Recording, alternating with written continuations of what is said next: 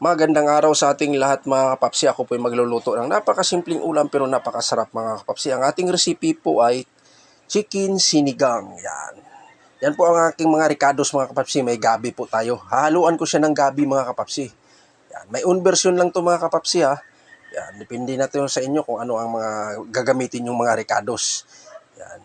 Ay importante lang kasi ganito mga kapapsi kung paano natin siya papasarapin. Ngayon maggigisa po ako ng luya. Luya ang inuna ko mga kapapsi. Tapos isusunod na natin yung kamatis, sibuyas mga kapapsi. Pinagsasama ko na sila mga kapapsi. Yan. Yan, nilagay ko na. Yan, medyo pasensyahan lang yung mga kapapsi ng aking video. Medyo malikot dahil ako lang nagbibideo. Ako pa nagluluto. Medyo mo. Sinusubukan kong magbibideo habang nagluluto mga kapapsi. Medyo maalog ang ating kamay, magalaw. Yan, tapos ilagay natin yung gabi. Yung gabi mga kapapsi, sinama ko pag gisa. Yan. At saka, ano natin siya kunti. Papulahin natin siya kunti. Sarap to mga kapapsi kasi may gabi. Sigurado yung pangako ko sa inyo, masasarap to kasi lalapot yan mga kapapsi kasi may gabi. Yan. Sinama ko siya pag gisa. Yan.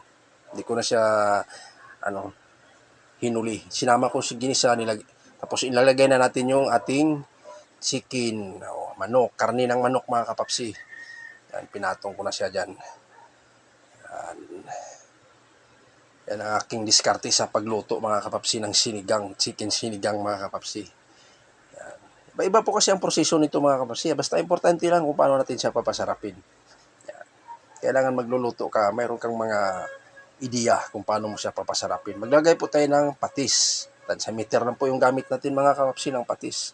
Ngayon, ilalagay lang natin siya dyan. Hindi natin siya tutubigan. Hayaan mo lang siya yung patis na mag-absorb sa manok na. Sumisiksik sa laman ng manok yan mga kapapsi. Tinakpan ko siya tapos binuksan ko na. Wala pa tayong tubig dyan mga kapapsi. Yan, pagtingin mong medyo tuyo-tuyo na, saka natin siya sasabawan. Yan. Dahil napakalasa yan. Dahil nakasiksik na yung patis, saka natin siya sasabawan. Yan. Lalagyan natin siya ng sabaw, saka natin siya papakuluan mga kapapsi ngayon. Pakuluan natin siya.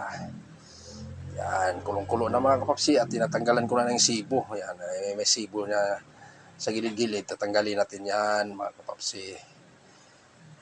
Yan lang po ang aking munting kaalaman sa pagluluto mga kapapsi. Ipasishare ko lang din sa inyo yung aking kaalaman sa pagluto, lalo na pagdating dito sa sinigang.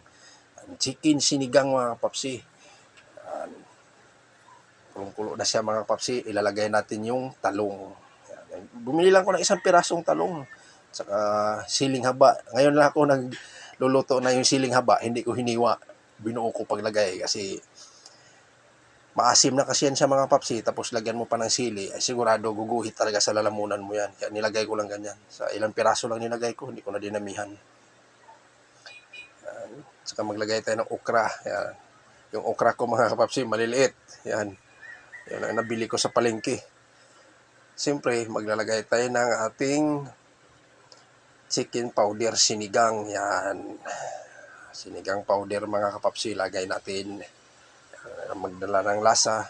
Templado na yan siya mga kapapsi. Hindi ko lang pinapakita sa inyo. Naglagay na mga lahat ng mga sikretong pangpalasa. Nilagay ko na. Yung chicken powder sinigang na lang. Pinakita ko sa inyo mga kapapsi.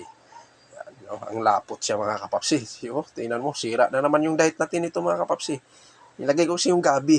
Yan. Tamang-tama din, sigurado na to. Mapaparami na naman tayo ng kain nito mga kapapsi.